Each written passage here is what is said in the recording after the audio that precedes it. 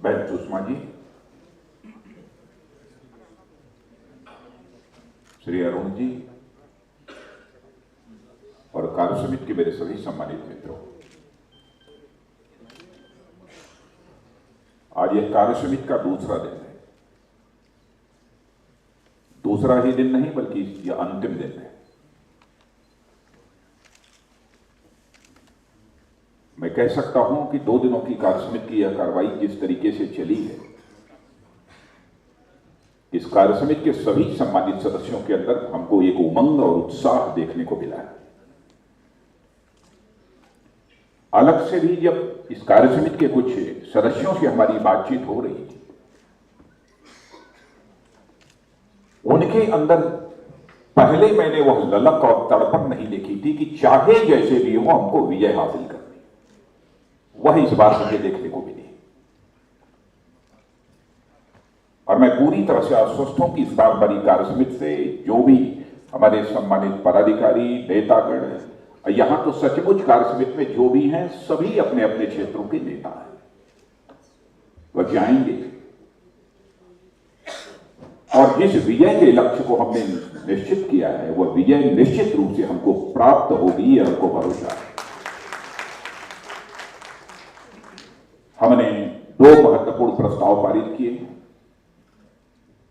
राजनीतिक प्रस्ताव और साथ ही साथ राष्ट्रीय सुरक्षा का, राष्ट्रीय स्वाभिमान का यह प्रस्ताव भी हम लोगों ने पारित किया है। और यहां पर दोनों प्रस्ताव जिन लोगों के द्वारा प्रस्तुत किए गए, आदरणीय जोशी जी के द्वारा राष्ट्रीय सुरक्षा का जो प्रस्ताव प्रस्तुत किया गया, कितना सारगर्भित भाषण था, बताने की आवश्यकता नहीं है। प्रभावित करने वाला बहुत सारे ऐसे तथ्य जो हमारी जानकारी में नहीं थे, उनकी जानकारी हम सबको प्राप्त हुई है। उसके बाद छत्तीसगढ़ के मुख्यमंत्री डॉक्टर रमन सिंह जी, हमारे झारखंड के पूर्व मुख्यमंत्री अर्जुन मुंडा जी, वहां के माओवाद के कारण जो संकट पैदा हुआ है और उस संकट से निपटने के लिए हमारी छत्तीसगढ़ की सरकार किस तरीके से काम कर रही है, इस सब की जानकारी आपको दी है।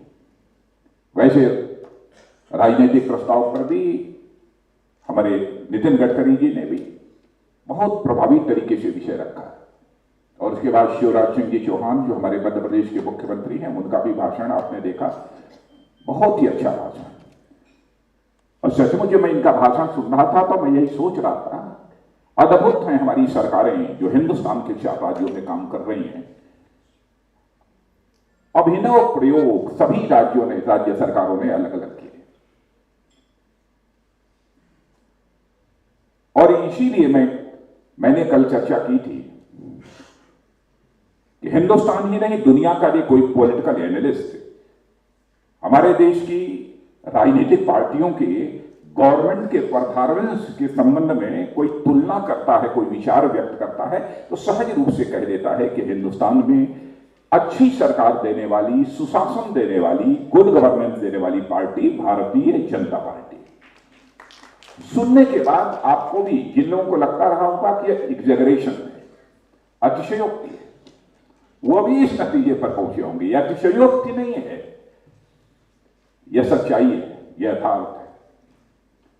मनोहर पर्रिकर जी ने भी उसके बाद शिवराज सिंह जी चौहान के बाद अपने विचार व्यक्त किए हैं और बाद के उद्बोधन नरेंद्र भाई, बहन सुषमा जी, भाई अरुण जी, आपने देखा चाहे विषय जैसा भी हो, कैसे प्रभावी तरीके से उसे प्रस्तुत करना चाहिए ताकि जिस लक्ष्य को हमें हासिल करना है उस लक्ष्य को हासिल करने में हमें सफलता प्राप्त हो सके।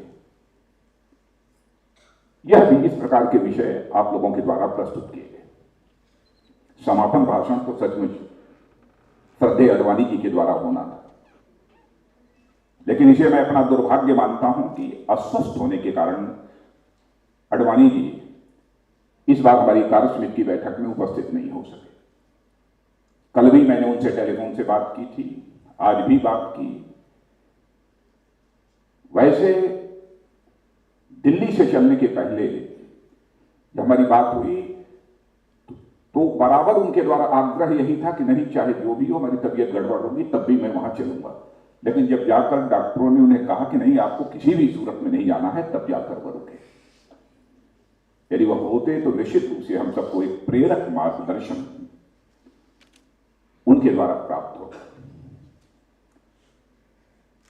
लेकिन मित्रों, श्रद्धेय अटल जी, श्रद्धेय अडवाणी जी ऐसे दो दिग्गज नेता जिन्होंने सचमुच आजाद भारत की राजनीति में किसी कांग्रेस विरोधी राजनीतिक पार्टी, भारतीय जनता पार्टी को इतना बड़ा जो राजनीतिक कद दिया है, उसके लिए उनका जितना भी अभिनंदन किया जाए वह कम है, उसकी जितनी भी सराहना की जाए वह कम है।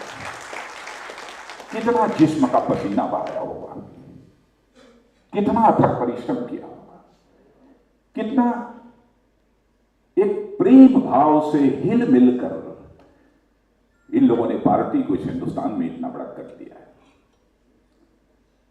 और आज उसी भारतीय जनता पार्टी की ओर हिंदुस्तान की जनता बड़ी आशा विश्वास भरी नजरों से देख रही है।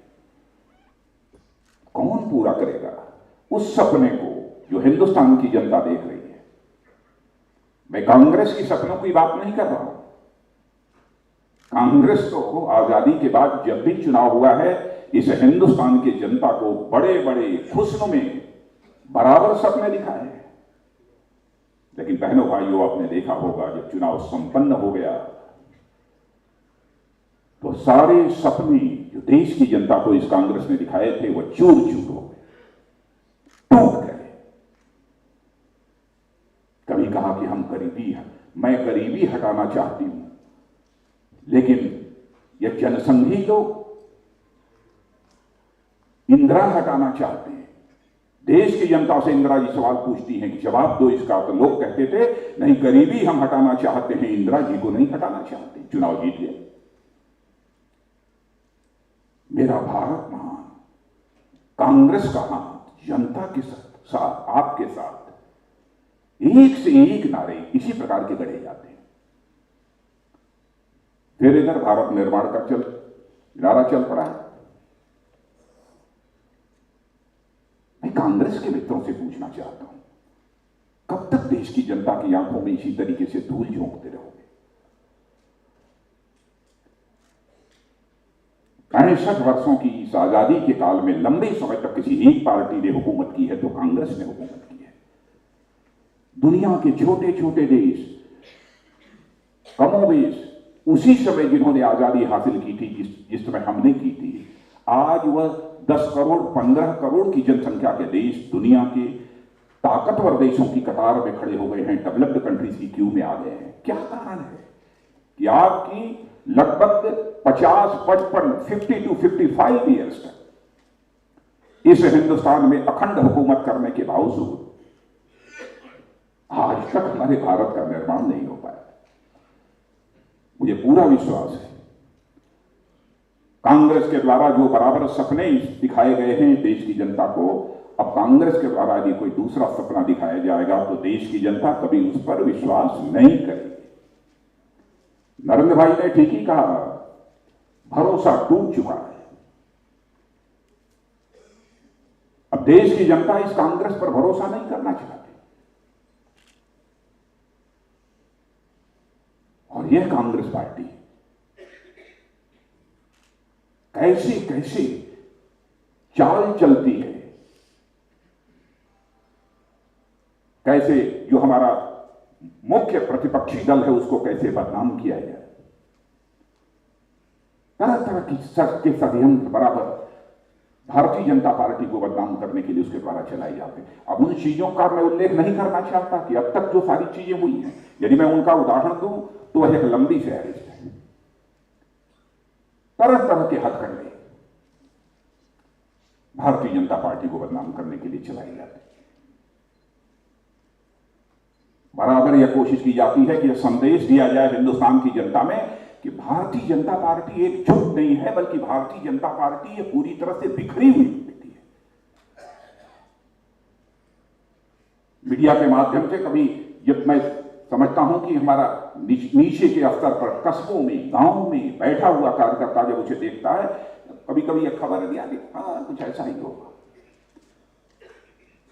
लेकिन बहनों भाइयों, मैं आपको विश्वास दिलाना चाहता हूं कि भारतीय जनता पार्टी हिंदुस्तान की एक ऐसी पार्टी है जो कि पूरी तरह से एकजुट है। और यह बात मैं क्यों कह रहा हूं, ऐसी अफवाहें तो उसके पहले भी बराबर चलती रही हैं, जनसंघ के समय भी चलती रही हैं, आज भी चलती हैं, खूब चलती हैं। मीडिया में खबरें आ गई कि राजनाथ सिंह ने विरोधी दल के जो एनडीए के एलाइज हैं उनके नेताओं से बात की। अरे हमारी पता नहीं 2 महीने पहले बात है, कभी हुई है कि नहीं हुई है, कब हुई है, खबर चल गई। सुषमा जी नाराज होकर अब गोवा से दिल्ली जा रही है। कैसे विश्वास करें? इस पर हम भरोसा कर लें? और यदि मैं कहता हूं कि हिंदुस्तान की सबसे डिसिप्लिन्ड पार्टी, अनुशासित पार्टी यदि कोई है तो भाजपा है, क्यों कहता हूं? कोई तुलना करके देख ले। यह सच्चाई अब किसी से छिपी नहीं है कि इस समय कांग्रेस के अंदर नेतृत्व को लेकर कितनी रफ्ताकफ्ती चल रही है। एनएसी की चेयरमैन और प्रधानमंत्री कैसे हालात पैदा हुए हैं पता लगाकर देखिए, हम लोगों को मालूम है। और भारतीय जनता पार्टी को बदनाम किया जाता है। विचारधारा को लेकर इसे हिंदुस्तान में हम लोगों ने राजनीति प्रारंभ की है। टूट सकते हैं लेकिन अपनी विचारधारा से अपनी प्रतिबद्धता को कभी नहीं तोड़ सकते हैं। ऐसे हम भारतीय जनता पार्टी के कार्यकर्ता। बहनों भाइयों, यदि हम ऐसे वैसे रहे होते तो हिंदुस्तान में बहुत सारी राजनीतिक पार्टियां पैदा हुई, समाप्त हो गई, उनका नाम लेने वाला कोई शेष नहीं बचा है। लेकिन जब से इस विचारधारा को लेकर हिंदुस्तान में हम लोगों ने अपनी राजनीतिक यात्रा प्रारंभ की है, जनसंघ के नाम से, तब से लेकर आज तक हिंदुस्तान की सारी राष्ट्रीय राजनीतिक पार्टियों का वर्टिकल डिवीजन कई बार हो चुका है, चाहे वह कांग्रेस हो चाहे कम्युनिस्ट पार्टी।